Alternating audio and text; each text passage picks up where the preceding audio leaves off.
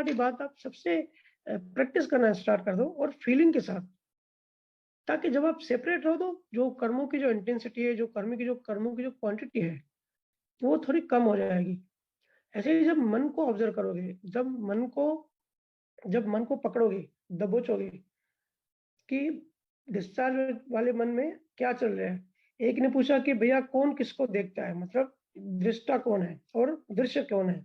तो ये बात समझ लें या तो लिख लें, दृष्टा जो है ना, शुद्ध आत्मा दृष्टा नहीं होती। हालांकि सभी धर्मों में सब बताते हैं, लेकिन जो आत्मा है, जो आत्मा का जो शुद्ध, जो उसका जो गुण है, वो अपने आप में, वो अपने स्वरूप में ही रहता है। इसके लिए उसको मूल स्वरूप ही बोलते हैं, स्व में ही रहता है वो।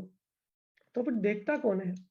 देखने का जो काम है ना, जो चार्ज वाला जो पार्ट है, वो दृष्टा है, वो और वो देखता है। अगर हम सेपरेट रह पाते हैं, साक्षी भाव में रह पाते हैं, तो जो चार्ज वाला पार्ट है ना, वो देखता है डिस्चार्ज वाले पार्ट को।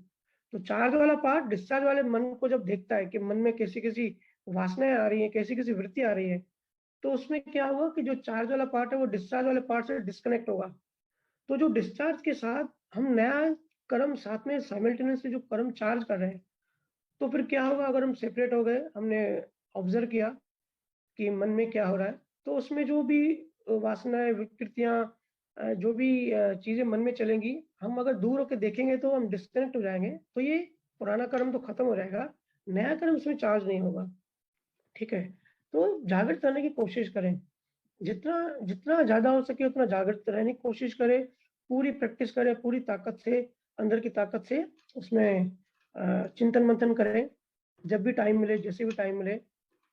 और क्योंकि ज्ञान की बहुत जरूरत है, ज्ञान के बिना अभी कुछ भी नहीं हो सकता। देखो, अभी 5G आ रहा है, आप सबको पता है, अभी 4G टेक्नोलॉजी है, अभी 5G आने वाला है। तो जब 5G आ जाएगा ना, तो दुनिया पूरी बदल जाएगी, हम सबकी जिंदगी बहुत बदलने वाली है, बहुत कुछ स्पीड हो जाएगा, बहुत सब कुछ फास्ट हो जाएगा।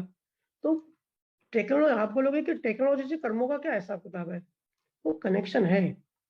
क्योंकि देखो, अभी जो भी फेसबुक है, व्हाट्सएप है, जो भी इंस्टाग्राम है, देखते हैं ना, एक दूसरे को फोटो सब डालते हैं और फिर दूसरे देखते हैं।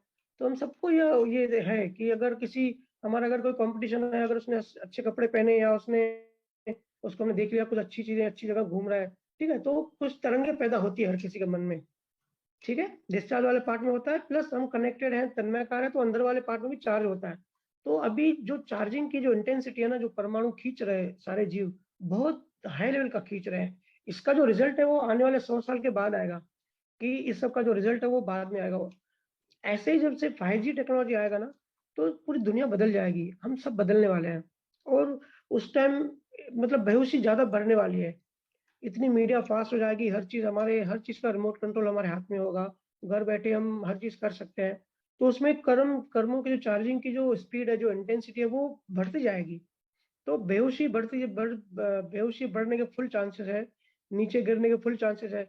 और जो संसारिक आदमी है वो ज्यादा डूबता जाएगा संसार में। और जो कलयुग, ऐसा नहीं कि सिर्फ ऐसे ही है, कलयुग में दोनों की चीजें इक्वल है। जो आध्यात्म में जिनको रुचि है, वो फिर आध्यात्म में भी बढ़ते जाएंगे, क्योंकि चेतना ग्रो हो रही है। कलयुग का मतलब यही होता है कि टाइम ऐसा है कि चेतना ग्रो हो रही है। तो सांसारिक अगर हमारा ध्यान है तो सांसारिक स्पीड से ग्रो होगा, और अगर हमारा ध्यान आध्यात्म में है तो आध्यात्म स्पीड से ग्रो होगा। ठीक है? अब मेरी किसी से बात हो रही थी, ज्ञान की चर्चा कर रहे थे, तो उस बंदे ने बताया कि भाई, मेरा और मेरे भाई का बिजनेस साथ में है, हम लोग साथ में धंधा करते हैं। लेकिन जो भी धंधे का जो मेन कंट्रोल है, जो पैसे की लेन देन है, जो भी बड़े काम होते हैं, मेरा बड़ा भाई करता है, और मेरे हाथ में ज्यादा कुछ रोल है नहीं। तो मैं जब भी कुछ ट्राई करता हूँ कि मैं भी थोड़ा रोल लूँ और मैं भी थोड़ा डिसीजन लूँ, तो वो मुझे दबा देता है। तो इस कारण मेरे को अपने भाई से नफरत हो गई है। ठीक है? होता ही है, जैसे लास्ट वीक हमने डिस्कस किया, चर्चा की, कि ज्यादा राग द्वेष आजकल फैमिली में ही होता है, क्योंकि हमारे कर्मों की निर्जरा फास्ट कुदरत को करनी है, उसके लिए सब हमारे अपने ही बन के आते हैं। तो बोला, मेरे भाई के साथ जो है ना, अंदर में नफरत बढ़ती जा रही है। अंदर अंदर मैं उसको बिल्कुल पसंद नहीं करता हूँ, अंदर अंदर गालियां देता हूँ, लेकिन मैं अपने आप को दबाता हूँ, बोल नहीं पाता हूँ, बोलने का कॉन्फिडेंस भी नहीं है, और सब कुछ उसके कंट्रोल में है। तो मैं तो उसको बोल तो नहीं सकता, लेकिन अंदर में चीजों को बहुत दबाना पड़ रहा है। और मैं कैसे भी करके सोच रहा हूँ, अलग अलग थॉट्स आते हैं, मैं कैसे भी करके, मैं कंट्रोल कैसे करूँ, पूरा दिन मैं सोचता ही रहता हूँ, लेकिन कुछ मेरे पास सोल्यूशन ही नहीं मिलता। तो मैंने उसको बोला, भाई तू बहुत क्रिटिकल कंडीशन में है, क्योंकि एक तो ये जब तक डिस्चार्ज का ज्ञान नहीं समझेगा कि जो भी लेन देन है, जैसा हिसाब है वैसे ही तुम दोनों का सिस्टम चल रहा है, और इसको स्वीकारेगा नहीं, इसको एक्सेप्ट नहीं करेगा, ज्ञान अप्लाई नहीं करेगा, तो देखो डेली डेली बेस का काम है। ऐसा नहीं कि हम एक महीने में एक बार दुकान पे गए, फिर 29 दिन नहीं गए तो फिर उतना टाइम कम हो गया। रोज दुकान पे जाना है, रोज वही नफरत फील करनी है, तो कितना अज्ञान पक्का होते जा रहा है, कितने नफरत के बीज बढ़ते जा रहे हैं, कितने मतलब रिस्की काम है, कितनी उसकी जो कर्मों का जो कचरा है वो डेली बेस पे बढ़ रहा है। तो ज्ञान की इतनी जरूरत है हमको। ज्ञान को अप्लाई अगर नहीं करेंगे, ज्ञान को डेली लाइफ में यूज नहीं करेंगे, तो हम गिरते जाएंगे नीचे। जो पढ़ते हैं, जो लेयर्स है वो बढ़ते जाएंगे बढ़ते जाएंगे, क्योंकि अटैच तो हम हैं ही। ये सब तो डिस्चार्ज है, उसके अंदर नफरत आ रही है, उसके अंदर गुस्सा आ रहा है अपने भाई के ऊपर कि मेरे को बिजनेस में कंट्रोल नहीं दे रहा है और पैसा भी खुद रख रहा है, ठीक है। तो ये तो सब बाहर की चीजें हैं, ये तो उनके लेन देन है, लेकिन उसको लेन देन कैसे काम करती है उसको लॉ ऑफ कर्मा का नॉलेज नहीं है, अप्लाई नहीं कर रहा है, तो वो गिरता जा रहा है। तो इसके बारे में काफी चर्चा हुई डिटेल में कि अभी अगर ये तो तू 1 घंटा 1 घंटा अगर भजन सुमरन करेगा और एक दिन सिर्फ ज्ञान अप्लाई करेगा, या 1 घंटा ज्ञान अप्लाई करेगा, 23 आवर्स तू अज्ञान में है, दुकान की बातें, दुकान का ही मन में चलता रहता है, तो अज्ञान पक्का होते जा रहा है, ठीक है। एक हफ्ते में 1 घंटे का सत्संग कुछ भी नहीं बदलेगा, क्योंकि सत्संग सुनना तो ठीक है, सत्संग करना भी ठीक है, लेकिन ये इम्पोर्टेंट नहीं है। इम्पोर्टेंट है कि हमने सार क्या लिया, और उस सार को हमने कैसे 1 हफ्ता पूरा अप्लाई किया। हमारा जो डेली का जीवन है, हमारी जो लाइफ है, हम संजोगों से कैसे डील कर रहे हैं, डील कर रहे हैं, कर पा रहे हैं कि नहीं कर पा रहे हैं, चीजों को एक्सेप्ट कर रहे हैं कि नहीं कर रहे हैं। क्योंकि स्वीकार करो, जैसे एक एक फैक्टर है कि किसी को दोषी मत देखो, ये भी एक बहुत बड़ा फैक्टर है कि हर चीज को स्वीकार करो। गुरु नानक ने क्या कहा कि हुक्म के बहाने में रहो।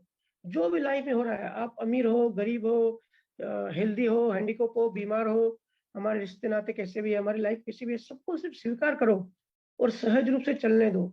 जो जैसा है वैसा उसको चलने दो, किसी को भी जोर जबरदस्ती बदलने की कोशिश मत करो। अंदर से एकदम स्टेबल रहो, अंदर से जागृत रहो, किसी को भी, सबको निर्दोष देखो, खास करके अपनी फैमिली वालों के। और आप सबने मुझे बोला कि भैया ज्ञान अप्लाई हो रहा है अभी, बहुत अच्छा लग रहा है, लेकिन मैं तब मानूंगा जब आप सब अगर अपनी सास को भी निर्दोष निर्दोष देखोगे। देखो, दूसरों की हेल्प करना और दूसरों के निर्दोष देखना बहुत आसान होता है, मुश्किल होता है अपने घर वालों को जिनके साथ हम रोज रहते हैं ना, और अंदर में मनमुटा होता है, उनको निर्दोष देखना बहुत बड़ी बात होती है। तो जब आप अपनी सास को निर्दोष निर्दोष देखोगे, और जब ये मन में सोचोगे कि उसका कोई दोष नहीं है, और उसको निमित्त, वो भी निमित्त है, कर्मों की डिलीवरी हो रही है, और निमित्त बोल के उसको थैंक यू बोलोगे कि भाई तेरे निमित्त से मेरे कर्म निर्जरा हो रहे हैं, हम दोनों की लेन देन खत्म हो रही है। जब तक ऐसी आप दृष्टि नहीं डालोगे, तब तक आपके कर्म बढ़ते जाएंगे। अज्ञान की चारों तरफ परमाणु जो है अज्ञान की हम खींच रहे हैं। और झुको, 2-3 पॉइंट्स है, कोई बड़ी पॉइंट्स नहीं है, लेकिन देखो आज हर चीज का संघर्ष किस बात का हम लोग कर रहे हैं। आज हम सिर्फ जीतना चाहते हैं, हर कोई देखो दूसरे को हराने में लगा है,